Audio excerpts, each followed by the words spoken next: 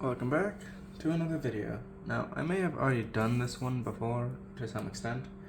Let's talk about practicality in regards to morality. Now, oftentimes when people say right and wrong and they weigh the scales of justice, they'll go based on good and evil. Well, how do you define good and evil? You define it by what is right and wrong to do. And how do you determine that? How do I say, for example, that behaving a certain way is good and behaving another way is evil? Well, fundamentally, you have to weigh what you care about. What is moral depends entirely on what is valuable. Value determines morality. Now, this should seem obvious considering we all have values, but it is important to acknowledge up front. Because think about it. If something increases value, it is good.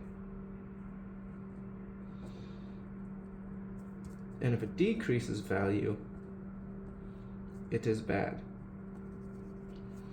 For example, if you value a human life, bringing more into the world is a good thing. It is beneficial. But taking one away is bad. It doesn't necessarily have to be like shareholder value or anything like that, like money. It just has to be something you care about enough to defend and protect. And so, when it comes to morals, we have to weigh what increases value and what decreases value. And also, simultaneously, implementation and the practicality thereof of enforcing it. For example, if you believe that a person behaving in rational ways and reasonable ways is a good thing, something to value, well then alcoholism is against that value. It is bad, immoral. And if you believe that people getting hurt is bad, well then naturally people abusing others due to alcoholism is also bad. But the practicality of getting rid of alcohol just flat out is insanely difficult and also can violate people's freedoms, which itself is something to be valued by an individual. And so, you must naturally weigh this.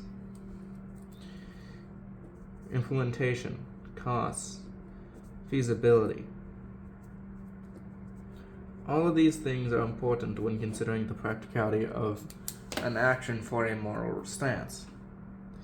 After all, anyone can just say, I'm not going to drink, I'm not going to smoke, I'm not going to do drugs, I'm not going to engage in illicit content.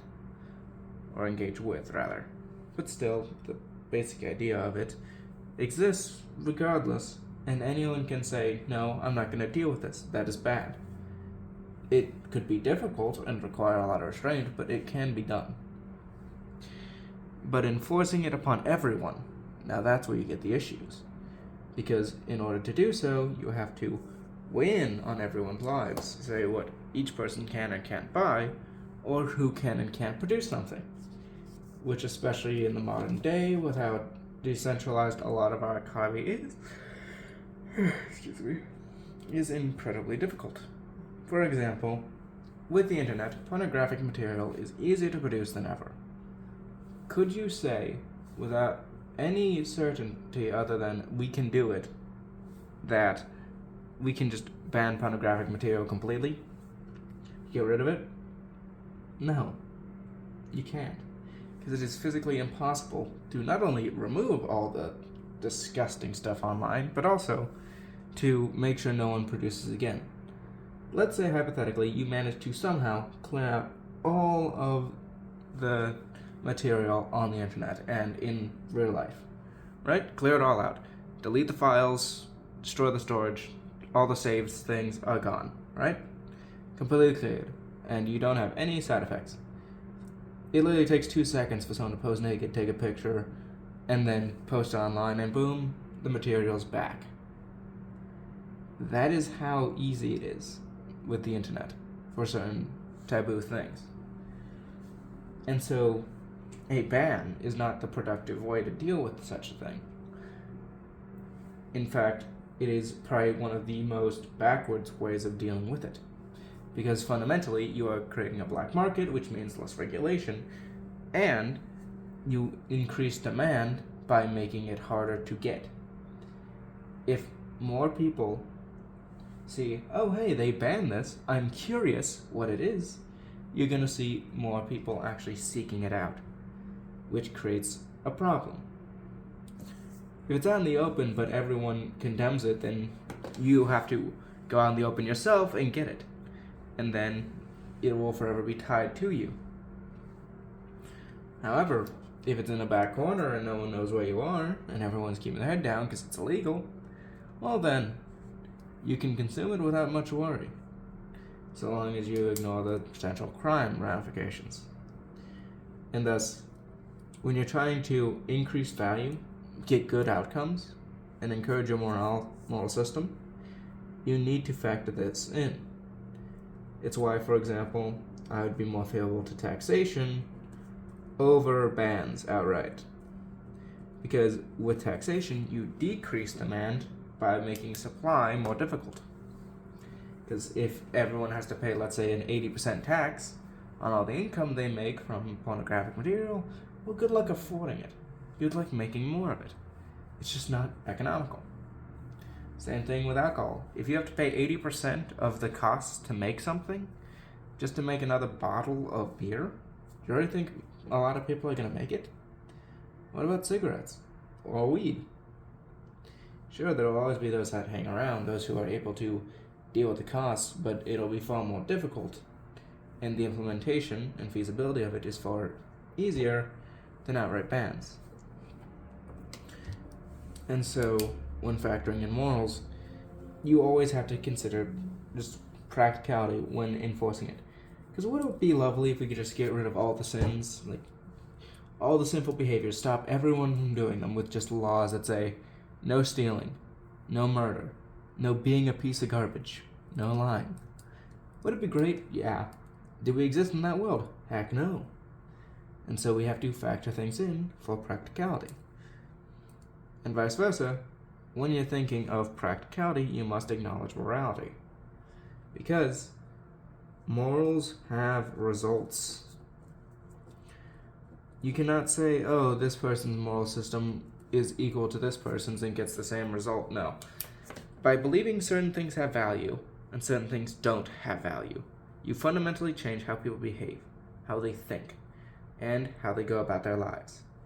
If, for example, a person considers killing a non-believer of their faith to be a good thing, getting rid of the non-believers increases value, well then, you cannot have them coexist with those who say, let's tolerate everybody. If you have a person who says polygamy is okay, you cannot have them coexist with a person who says, no, polygamy should never exist. Morals fundamentally produce results in behavior. And so when you're being practical, thinking, how can we achieve certain results, you must always factor in the morals of people involved. If you have a bunch of Americans and ask them, what do you value? What do you believe? How do you think this? You'll find fundamentally that they make their conclusions based on morals. Morals produce conclusions, which produce actions, and those actions beget results. So we can't just say, oh, well, it has no consequence, they may believe something different, but they're allowed to do it. You have to acknowledge, no, they're going to have different results, and so they need to be treated differently. Now, you can still respect them if the differences are minute enough. For example, I've talked to several people who are vegan. I don't care. It has different conclusions and actions, and thus different results. But as a person who is not vegan, by any stretch of the imagination, I like bacon, you will notice it still allows me to coexist because these people are not saying being vegan must be the only way. They say, I believe being vegan is a good thing. And so they do. I don't agree and have my own morals, so I don't. But we still allow ourselves to coexist. There are morals that work together, or at least can be tolerated in the same system. But there are also morals that go against each other. Taking the vegan example, if that person says only vegans should exist, and it is good to force other people to either be vegan or to get rid of them so that there are less people who are not vegan in the world, well, then they couldn't coexist with me. Vice versa, if there's a person who said veganism should never be done, everyone should be able to eat meat, everyone should be eating meat or animal products, and starts trying to force people to eat said things or drink them in the case of milk, well, then that cannot coexist with the vegans because they fundamentally disagree. And so, for every plan you make that involves multiple people, you have to factor that in. Maybe not to a notable extent, but definitely to some extent. You have to say, okay, these people believe this, these people believe that, and then weigh, how does that impact my plans? Thankfully, for most small situations, it won't, because most aren't really that controversial. Going to pay taxes isn't that controversial, other than the fact that people hate doing it. And just buying groceries isn't going to be that controversial either.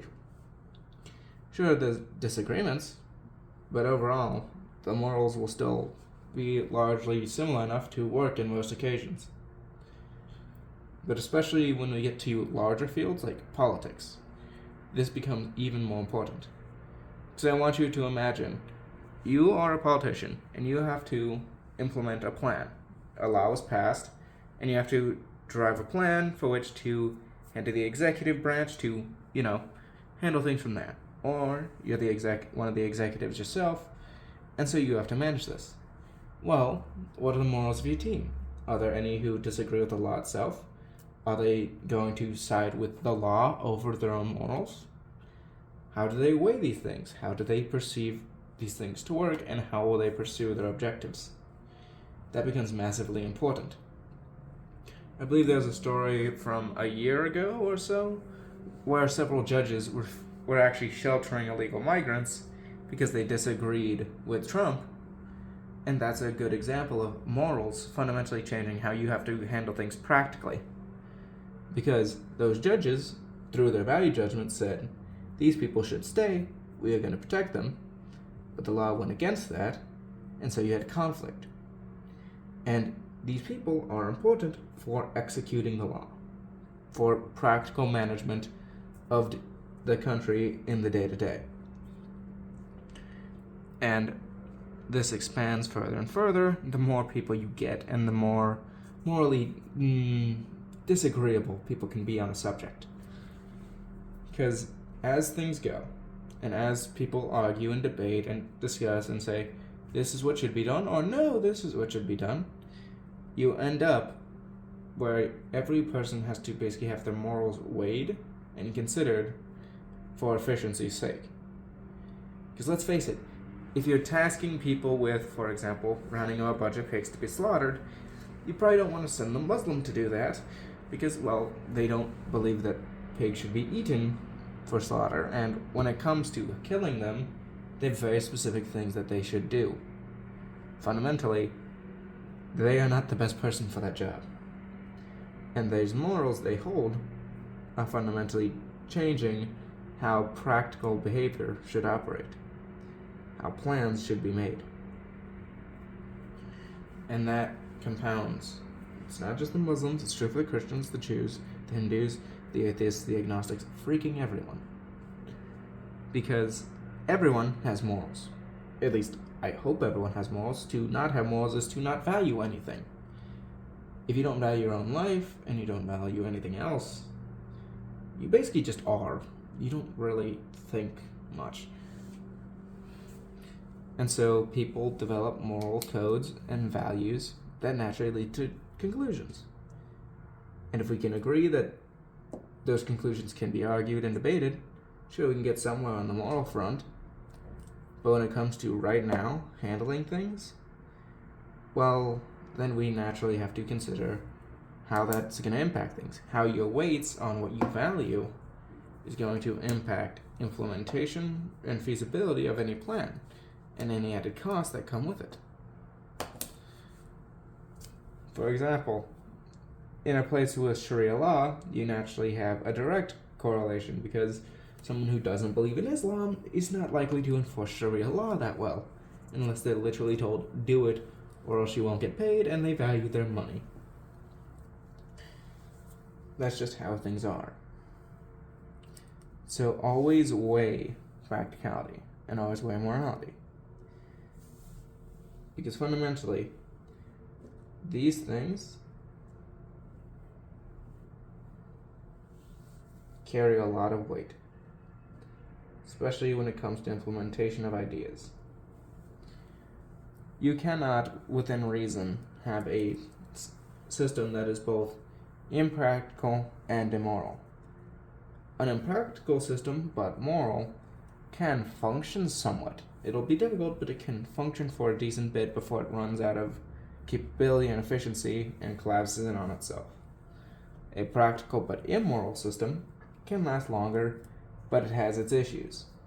A practical and moral system is the most efficient because it combines the values of just the world with the feasibility of what people can actually achieve, and thus allows for the most efficient way of management. But it requires necessarily weighing these things against each other, because sometimes they do conflict, and when they align, great, but sometimes they don't. And so you have to compromise and find how can we maintain the practicality of the system and the morality of it. Sure, an amoral system can work, but it still requires some value judgments, so it's not fully amoral. After all, theft fundamentally carries the idea of value. Even in a purely utilitarian sense, doing the most good for the most people, there's still a value judgment being made.